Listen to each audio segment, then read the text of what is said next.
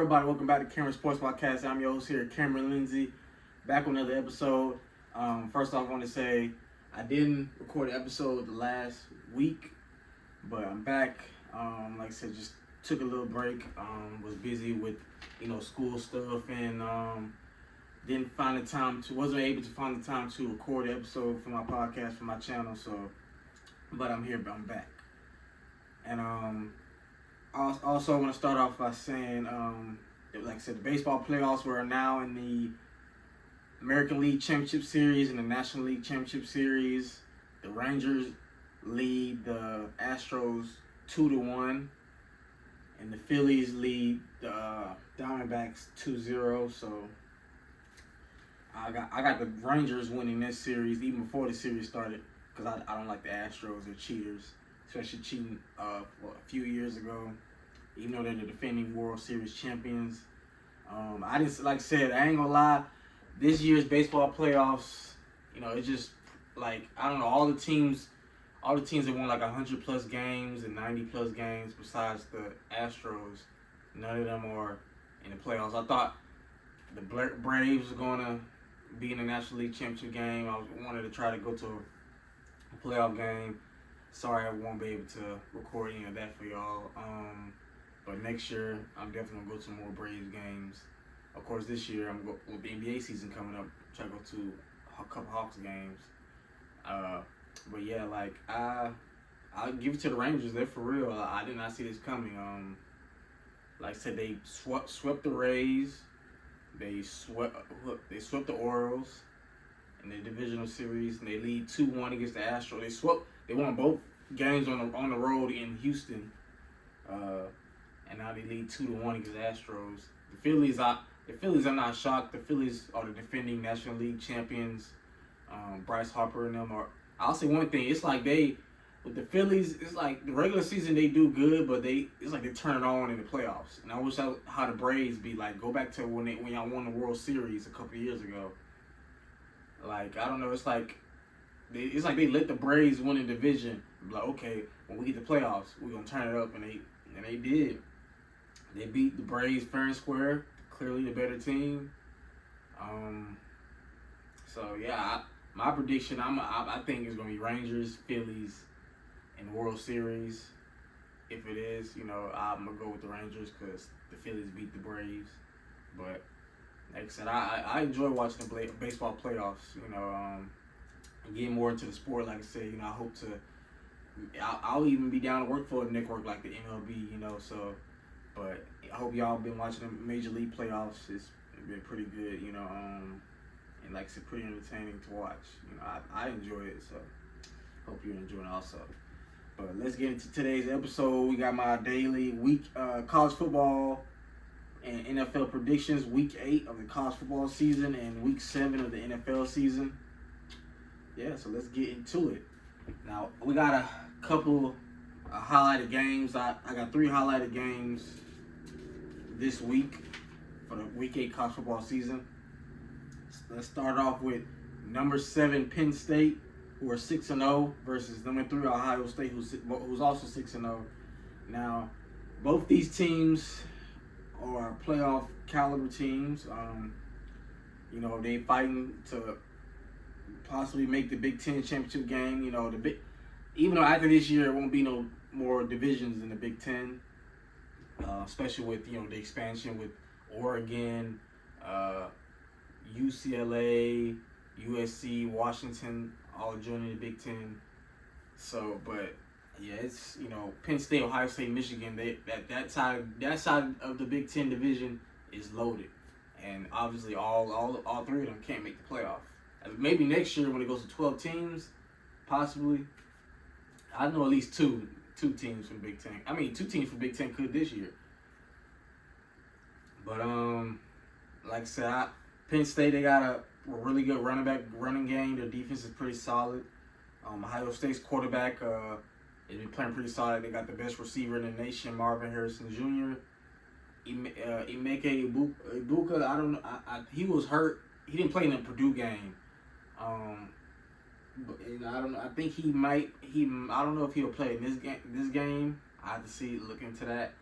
But even if he doesn't, I think Ohio State got some pretty good receivers. Also, besides Marvin Harrison Jr. When I was watching their spring game, Ohio State recruits pretty well when it comes to receivers.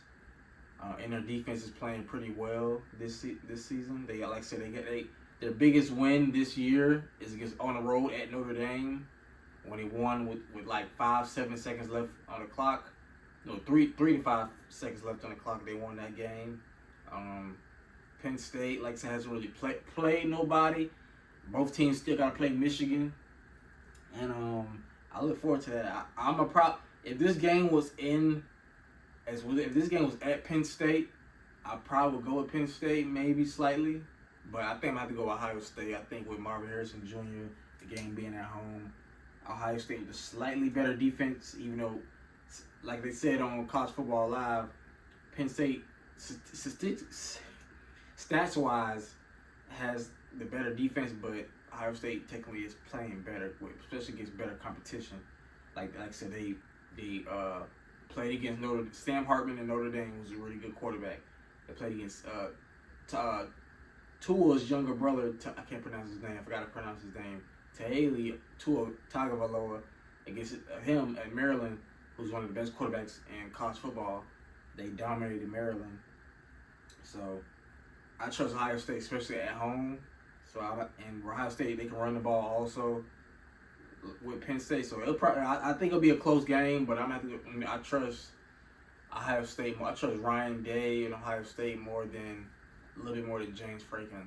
James Franklin and Penn State, both great coaches. I think I saw something on social media saying, who would I rather play for, James Franklin or Ryan Day?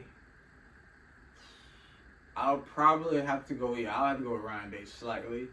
Like, so even though James Franklin's a good coach, but I think I'll probably go Ohio State slightly. Next up, that's the number one game I got highlighted. One of 3 games I got highlighted that I'm gonna have my eye on this weekend. Next up, we got UCF 3-3 versus number 6 Oklahoma 6-0. UCF up and down. I thought they'll be better this season, but I mean, it's their first year in the Big 12, so I mean, kind of not shocked, but I thought it'd be at least a little better than 3-3. And of course, Oklahoma, they coming off a couple weeks ago, a big win against Texas in the Red River rivalry. Like I said, Dylan Gabriel is a Heisman Trophy candidate right now. Like I said, Brent Venables got that defense playing very, very well. Like I said, last year Oklahoma was really kind of mediocre. I mean, but then again, it was Brent Venables' first year, coming off a year after Lincoln Riley left them to go to USC, so they didn't pretty much have him. It's like with any coach that it's their first year being a head coach or their first year at a program. If you get there, you kind of not gonna have enough time. Now maybe with the transfer portal you can, like with Deion in Colorado. Like I said, they're 4-3. Last year they only won 1 game, so he turned that around with the transfer portal. Now without the transfer portal, they probably wouldn't. They probably wouldn't be 0-7 right now, probably. But like I said, I think Oklahoma's pretty for real. Like I said, at the beginning of the season, I wasn't too sure about Oklahoma.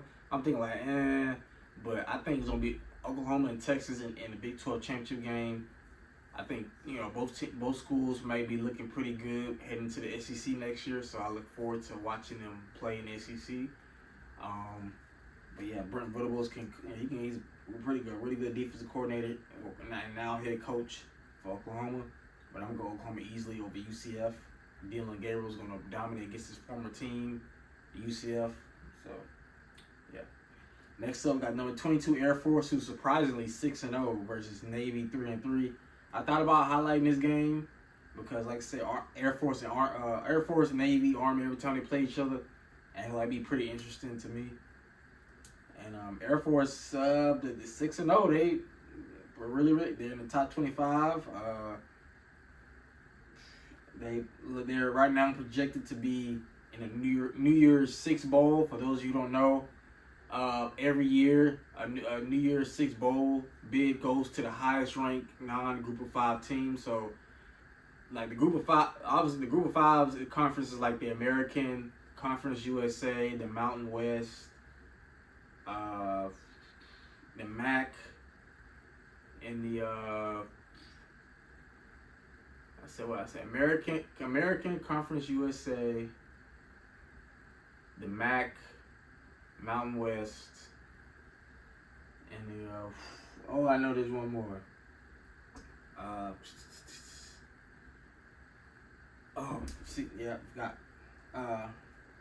Any non-group of 5. But I'm remember the last conference. I know I am. But yeah, any conference that's not like the Big 12, the SEC, the ACC, the Big 10, Pac-12, all that. The highest ranked team gets a New Year's Six bowl bid. And last year it was Tulane, and they upset USC. So anything can happen. But I'm gonna go Air Force over Navy. Now, if Navy wins, it wouldn't surprise me, because especially with the type of offense, that wishbone offense that Navy does, Air Force and the Army, it wouldn't surprise me if they do win. But I'm gonna go with Air Force. So next up, we got Washington State, who's 4-2, versus number 9 Oregon, who's 5-1. I'm gonna go Oregon over Washington State. They're coming off a heartbreaking loss against Washington. Now, they should have won that game, but Dan Lanning made a dumb call going for it on 4th and short, especially like when we should have punted. You gave Washington a short field, and it took them a couple plays to get into the end zone. So yeah, that's on you, man. So, but even though Washington State, like I said, has lost the last couple games, they're still pretty good. But I trust Oregon at home. I think Bo Nix and them are going to bounce back. They're going to run the ball. They're going to get back into the groove. I know they're angry after that loss against Washington. They want to get back into the college football playoff race. I think at this point it's probably going to be Oregon and Washington in the Pac-12 championship game. Like I said, even though Oregon still got to play like Oregon State and USC, I think right now I have to go with Oregon and Washington in the Pac-12 championship game at the end of the season. Next up, we got 17 Tennessee 5-1 versus number 11 Alabama 6-1. Now, at the beginning of the season, I had this game highlighted. I would have had it highlighted, but I don't think Tennessee is as good as I think they are. I don't trust Joe Milton. I think he's really overrated. I thought at the beginning of the season, I thought he was. Before the season started, I'm thinking like, okay, he might be legit. He might be legit, because he balled out when I watched him against Vanderbilt or in the Orange Bowl against Clemson. He balled out, but like I said, I just don't see it. Like Tennessee, they're not the same without Hendon Hooker, Jalen Hyatt. So I just don't trust Tennessee. I think he got an arm, but it's like if you're a quarterback, it's like, yeah, you got an arm, but can you not overthrow your receiver? Can you put it on the money? Can you not throw interceptions? Like just having a cannon of an arm ain't that big of a deal. Like look at Tom Brady. Not saying he had a good decent arm, but he didn't have no Josh Allen arm. So, but he was always accurate with his throws. And Alabama, even though I don't really like them this season, I don't think they're really all that good, especially with the quarterbacks. But Jalen Monroe is making it work. I think he should have never got benched in the first place, even after one loss against Texas. Like I said, but they're making it work. Running the ball. Like I said, good play calling. Their receivers, even though they don't got a Jalen Waddle, they may not have a Devontae Smith, Jerry Jeudy, Henry Ruggs on that team, but they're still making it work. Their defense is still legit. I think especially with Dallas, with Dallas Turner and Caleb Downs, and their best defensive, one of the best defensive players, Kool-Aid McKinstry. I think they're still gonna be solid. I got Alabama big over Tennessee. I think they're gonna dominate Tennessee. I just don't trust Joe Milton at all. Like I said, I don't see the upset this year. I think Alabama's gonna get their revenge over Tennessee. Next up, we got Oklahoma State 4-2. This is my second game I got highlighted, and versus West Virginia, who's 4-2. Of course, I got this game highlighted because I'm a West Virginia fan. I went to school there for a year. Last week I was I know on the previous episode I said West Virginia played when they was on their bye week, but last week they did play. Even though I did make a prediction, but didn't record an episode last week. And I'm just coming off a heartbreaking loss to Houston. The game we should have won. They literally came back, scored. I think with a couple seconds left, like 14 seconds left on the clock, we scored. Now, of course, we got a penalty, and on the kickoff, a penalty that they accepted on the kickoff, and I'm thinking like, okay, yeah, they need a Hail Mary, like we're gonna win this game over. The defensive player batted the ball up. When it's a Hail Mary, you gotta bat the ball down. Didn't do that. They caught the ball because it was tipped up in the air, and a Houston player caught it, and then Houston won the game. West Virginia should be 5-1 right now. This just part of me want to be like, I'll take all those defensive starter scholarship, but no, I'm not gonna do that. Of course, I wouldn't do that for real. But if I was a coach, if defensive coordinator, I'll make them all run the next day or the next practice. But it is what it is. I'm gonna go West Virginia. No, West Virginia did beat Oklahoma State last year in Stillwater on the road. I think it's probably gonna be maybe a close game. I will give it to this. Our quarterback Garrett Green played very well against Houston. Before, like I said, over 300 yards. Hudson Clement balled out, a former walk-on. Like I said, he may not be the prototypical quarterback. Like, I ain't gonna lie, I'm not gonna say I completely trust him, but if he only throws for 100 yards and we win and win enough games to become bowl eligible, I'll take it. But I'll go West Virginia, my Mountaineers in a close one over Oklahoma State, and to move to 5-2, get one game closer to bowl eligible. Next up, we got South Carolina, 2-4 versus number 20 Missouri, who's 6-1. I'm gonna go Missouri. Like I said, they have really surprised me this season. I didn't see this coming at all. They almost beat LSU. The only losses against LSU, a close game against LSU, they almost won that. I think possibly, I ain't gonna say they could possibly give Georgia a scare, especially without Brock Bowers.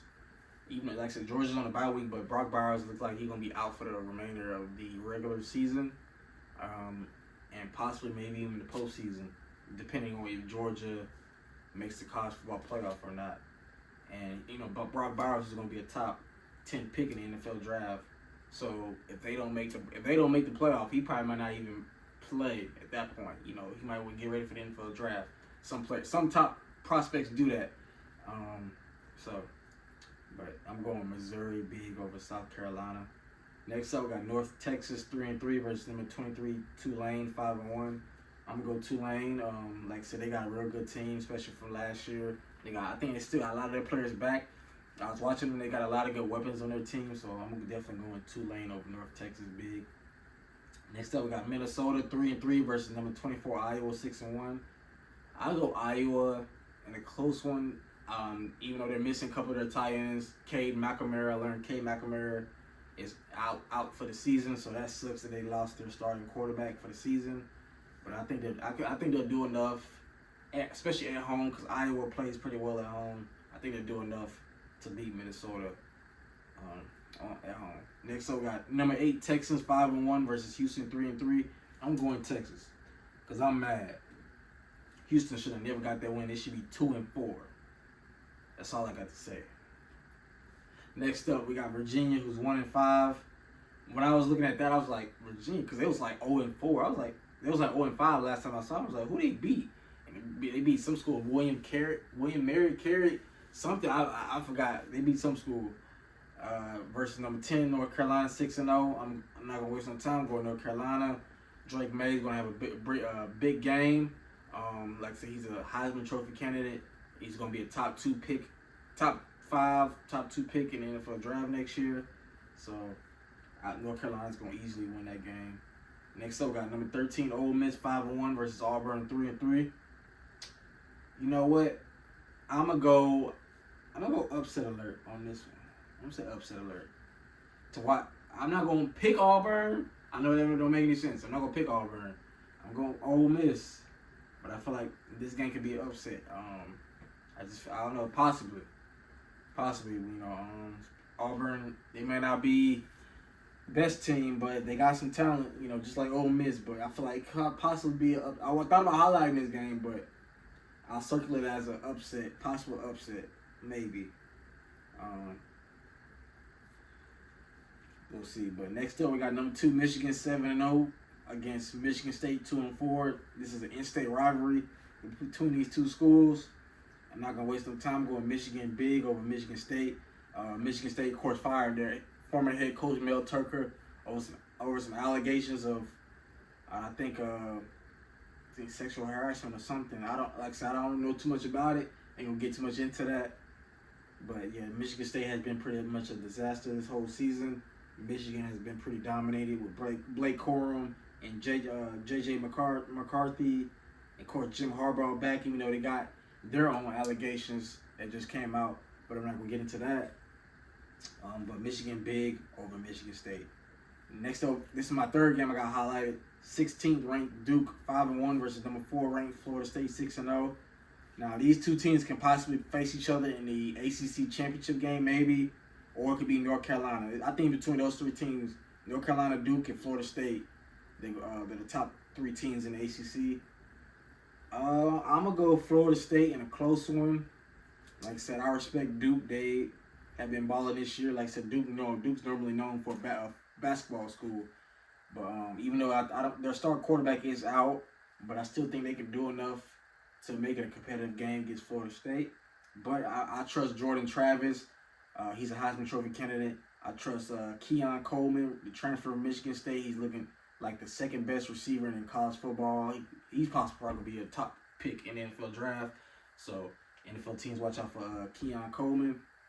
And of course, they got this big target, Johnny Wilson, 6'7". Like I said, if he can, not drop passes, he's a dangerous weapon right there. So, and of course, Florida State runs the ball very well. Runs it pretty decently at least, and their defense is pretty solid. So I'm gonna go Florida State at a close one over Duke. Next up, we got Army 2-4 versus number 19 LSU 5-2. I'm gonna go LSU over Army. Of course, like I said, even though LSU is not the same as last year, I still like Jaden Daniels. I think he's still a Heisman Trophy candidate. And yeah.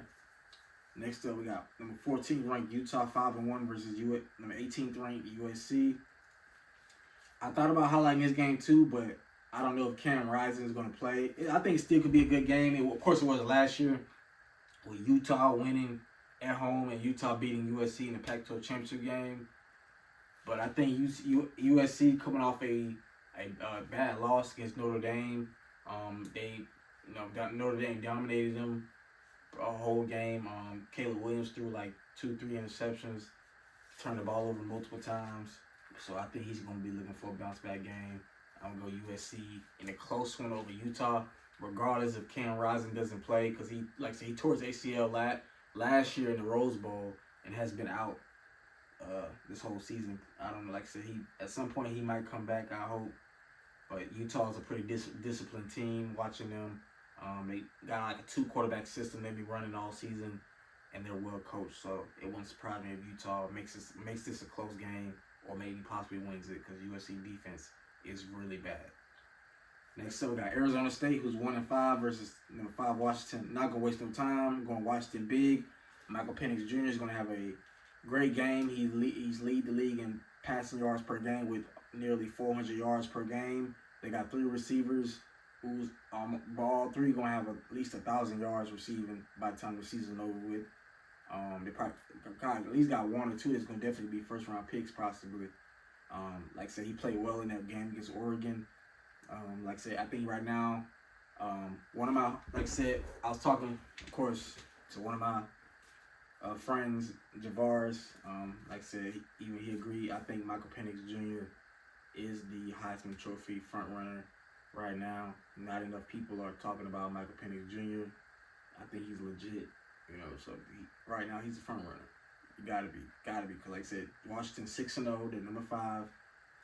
he leads the league in passing yards per game. He hardly turns the ball over. So I think right now Washington is more the complete team in the Pac-12 and one of the best teams overall. And lastly, we got UCLA, them 25 ranked UCLA 4-2 versus Stanford 2-4. Stanford coming off a win against Colorado. It's funny, I was watching that game. It was like 29-0, and like in the second quarter, like, and I'm thinking like I fell asleep because I was like, Colorado got this, and plus I think I had class, something, or going to the gym in the morning. And I wake up in the middle of the night. I wake up like a little short, like an hour later. It's Colorado up 29-19. I was like, okay, Colorado's still gonna win. Next thing I woke up in the morning, it said Stanford comes back and beats Colorado in double overtime. I'm like, no. I said, that's bad. I said, Stanford, they bad. They only had one win. Like, they're one of the worst Pac-12 teams in the Pac-12. Like, that was bad. And they got a bye week this week, Colorado, so I hope they bounce back. If I was Deion, I'm going to make some changes. Like, I think next year, Colorado's, especially because they're going to be in the Big 12, I think it'll be much better because I think Deion's going to recruit in the transfer portal, especially in high school. Like, he's going to get that. I think he needs to get that O-line. His main focus needs to be the O-line and D-line. Get some hogs up there. Get some 300-pound, strong linemen on both sides of the ball. Skill players, he don't even need to go in the transfer portal and recruit any skill players because you got them with Xavier Weaver, Jimmy Horn Jr., Travis Hunter, Dylan Edwards,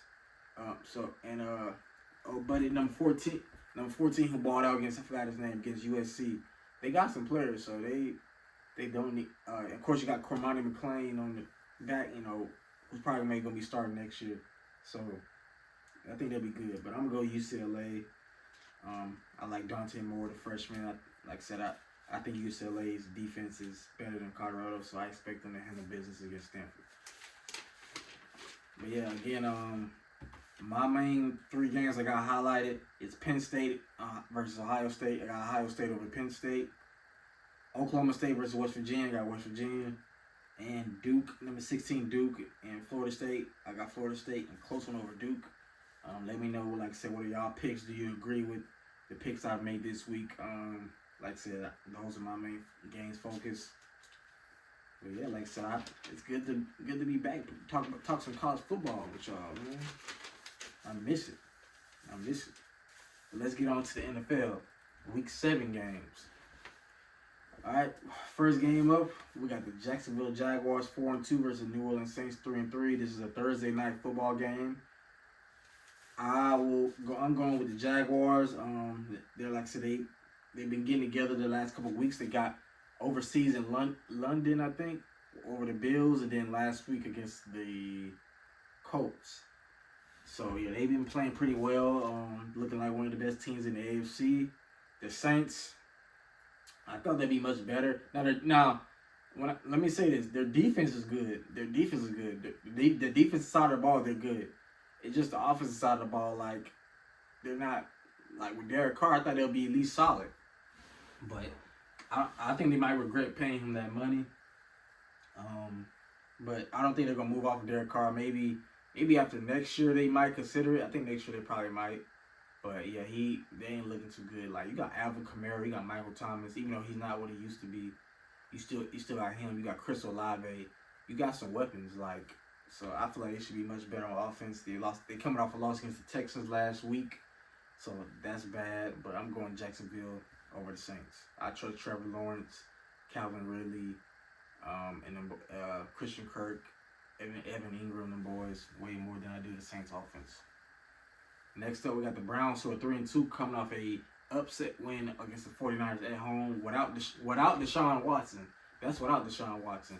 I thought it was gonna be a blowout. Now, before the game started, both teams did get into a little altercation. They was pushing and shoving. But I'm thinking like, the 49ers finna blow them out. But nope, it was a close game. Now, the 49ers, I will give it to this. I know some people saying Brock Purdy got exposed and like it's a bad game. And I know people like Shannon Sharp, shout out to said Brock Purdy's not an elite quarterback. I have to agree with him because, like I said, this last year he didn't play the full season. This is his first season fully starting, and like I said, even though he lead the league in certain categories, I just don't see it yet. I gotta see like this year and next year. And if he balls out next year, then I'm like, okay, Brock, we might have to consider Brock Purdy one of the best quarterbacks in the league. Now, this season he is playing like a top 10 quarterback. This season, I'll give it to that. But even if he's not a elite quarterback, he's doing what he's supposed to do in that offense. In Kyle Shanahan's offense, Brock Purdy is doing what he's supposed to do. He's getting the ball to Christian McCaffrey. He's getting the ball to Deebo Samuels. He's getting the ball to Brandon Ayuk. He's getting the ball to George Kittle. He's like saying he's not just doing checkdowns. He's throwing the ball deep down the field to these boys. So he's handling his business legit. So it just so happens he got those weapons around him. So I mean, if anybody can play in that quarterback, if anybody can play in that system, why Trey Lance ain't there? So that's why they traded him for a reason. They did have a chance to win that game against the Browns. Like I said, Brock Purdy marched them down the field, but they missed the field goal, and the Browns got the win. And 49ers had their first loss of the season. I don't know if Deshaun Watson will play this week, but I do trust him enough to get the win against the Colts. It won't be easy because Gardner Minshew is a pretty good backup quarterback. The Colts do have a good roster. They got Jonathan Taylor back. So I think it'll be a close game, but I might have to go lean towards the Browns just a little bit because their defense is one of the best defenses in the league. I think they'll do enough to get squeezed by the Colts just a little bit without Deshaun Watson if he doesn't play. Next up, we got the Bills 4-2 versus the Patriots 1-5. I'm going with the Bills, but I will say this: they have not been playing good football the past couple weeks. They only scored 11 points against the Jags, and then last week they barely got by the Giants, which the Giants probably should have won that game because it was holding in the end zone, holding or pass interference on Darren Waller. So the Giants should have got another down and possibly won that game against the Bills. But the Patriots, I'm picking the Bills because one, the Patriots stink. They're bad. They're terrible, bad. It's at the point where they might be in the hunt for Caleb Williams. That's how bad they are. Like I'm shocked. I have never seen Bill Belichick team be this bad. And I know people are talking about Belichick like, oh, he getting exposed. In my opinion, I still think he's the best coach in all of football history. Like think about it. Okay, now I will say this. I will give a little bit more credit to Tom Brady, but like you gotta realize who drafted Tom Brady? Bill. He was on that team.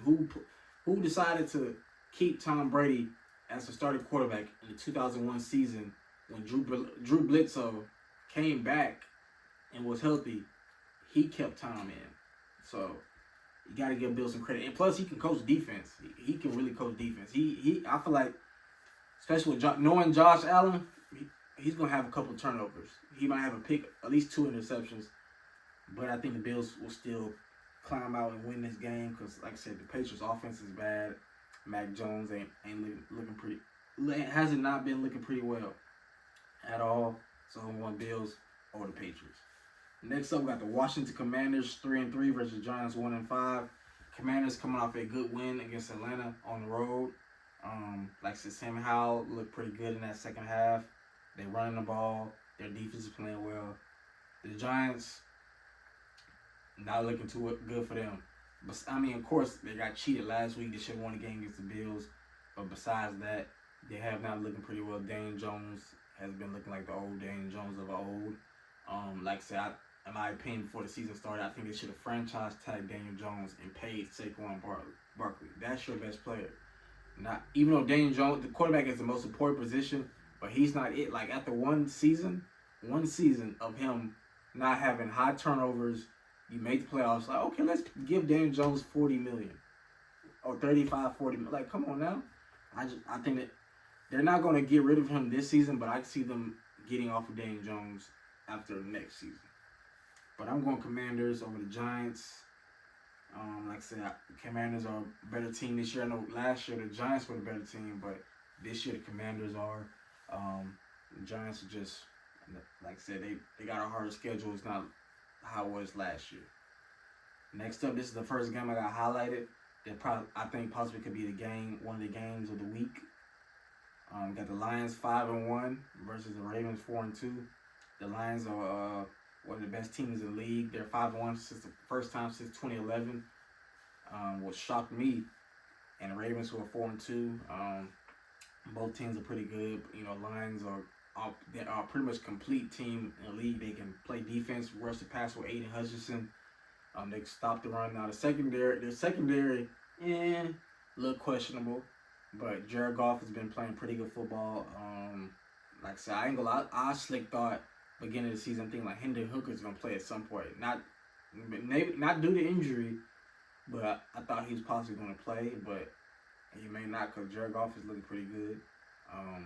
They might have to pay him maybe after this year, maybe. But I think, like I said, you know, of course, Amon-Ra. I told you about Amon-Ra St. Brown. He's looking like one of the best receivers in the league. He's having a good year.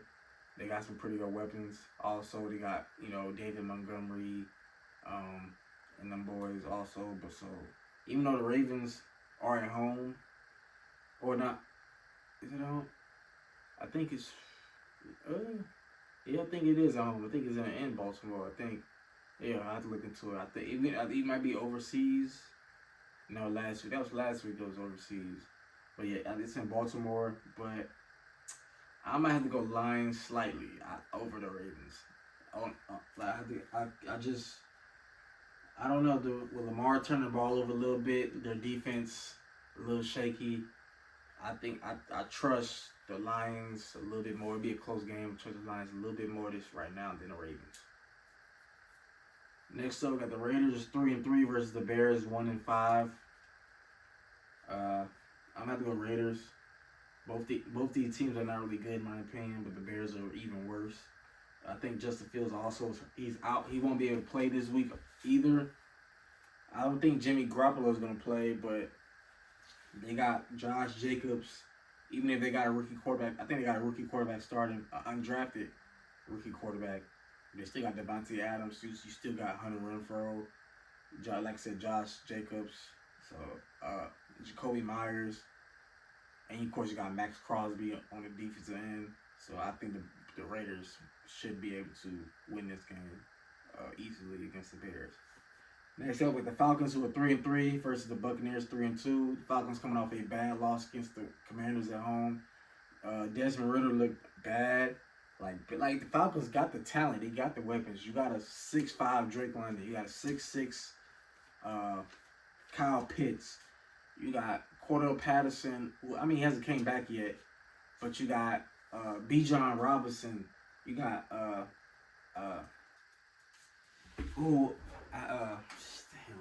forgot his name. The other running back, 25, you got him. So they got weapons. It's just Desmond, the quarterback position. Like, yeah, that was bad. He played well in the first half, but the second half, it was a bad pass. Like, he had 3 interceptions and played bad. The Buccaneers coming off a loss against the Lions at home, like I said, which was expected. Like I said, I trust the Lions on both sides of the ball. The Buccaneers' defense played pretty straight, but their offense couldn't get it going that much. But this week, I think the Buccaneers bounced back. Baker Mayfield is going to play better. Like I said, I thought the Buccaneers would be the worst team in the division, not the Panthers. But Baker Mayfield has been playing pretty solid this year, at least against average to below average teams. So, but you play who's on your schedule. So he's handling business. He's getting it done. Next up, we got the Steelers 3-2 versus the Rams 3-3. I'm gonna have to go Rams in a close one. I trust especially with Cooper Kupp back. And the rookie receiver, I forgot I can't pronounce his name. I know it. That's why I remember these players' names and forget them like that. But I trust the Rams offense more than the Steelers. The Steelers, their running game is terrible.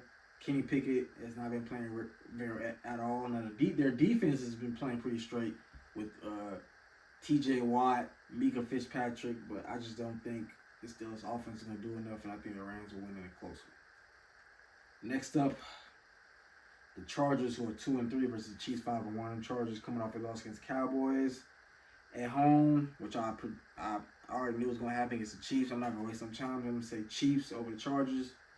It'll be a close game, but I don't trust Brandon Staley.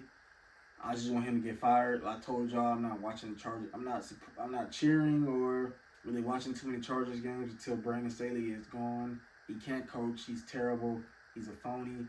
He can't coach defense. Our defense has been terrible ever since he still has been terrible since he got there. He hasn't fixed anything. So I'm just waiting for him to get fired. Next up, we got the Arizona Cardinals 1-5 against the Seahawks 3-2. I'm gonna go to Seahawks. They coming off a loss against the Bengals on the road in a close one. I think Geno Smith is gonna play better. So especially with DK Metcalf, Jackson Smith-Jigba, the rookie out of Ohio State, and Tyler Lockett. And their defense, I think they're gonna play better. I mean, their defense played well. They only gave up 17 points against the Bengals. So I think the Seahawks, especially at home, the Seahawks are going to win. The Cardinals are not really a good team. Of course, they're trying to tank without trying to tank. So, trying to get Caleb Williams next year. Next up, got the Packers 2-3 versus the Broncos 1-5. Now, even though I don't got this matchup highlighted, it does interest me because you got Jordan Love against Russell Wilson. Like I said, can the Packers get it together? Like I said, they look pretty good in the beginning of the season, but Jordan Love has been struggling in his past 3 games. The Broncos are just bad all around. Defense is horrible. They're already talking about trading maybe like half their players like Jerry Jeudy, Cortland Sutton, maybe Patrick Surtain. I wouldn't trade him. I'll say Jeudy and Sutton I would trade. Not saying they're bad, even though Jeudy has not really been looking like that good, but he can use a fresh start. You can get pieces, you can get draft picks. But the downside is, without them, Russ really ain't going to have the ball to throw to with nobody because they let go of KJ Hamler. Tim Patrick was out for the season, so he really ain't going to have to throw the ball to nobody if you get rid of Jeudy and Sutton. So, but I'm gonna go to Packers in a close one. I think the Packers defense is gonna do enough. I'm gonna say Packers in a close one over Denver. This is my second game I got highlighted. My second and only game I got highlighted. The Miami Dolphins 5-1 versus the Eagles 5-1. Dolphins coming off a dominating win against the Panthers. They trailed 14-0 early in the first quarter, but came back and ended up winning that game easily, like 40 something to like 21. Eagles coming off a bad loss against the Jets on the road. They was up like 14-3. I'm thinking like, okay, Eagles got this, but after that they just forgot how to play football. Jalen Hurts threw like 3 picks, and they just forgot how to. Now, I will say that the Jets defense is for real.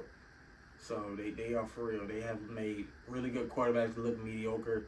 Patrick Mahomes, Josh Allen, now Jalen Hurts. So their defense is for real. Now, with being back home, I think this could be a good game. Maybe could potentially be a Super Bowl matchup. But let's see. With Tyreek Hill, I don't know. Depending on even with Darius Slay, because it's hard to guard Tyreek Hill and Waddle. I might have to go with the Dolphins slightly. It hurts me because I got love for the Eagles. Dolphins slightly over the Eagles. And a close one on the road. Next up, lastly, we got the 49ers 5-1 against the Vikings 2-4 Monday Night Football. I'm going 49ers easily. I think they're going to bounce back from their loss against the Cleveland Browns. The Vikings are not really good, especially with Justin Jefferson being on IR.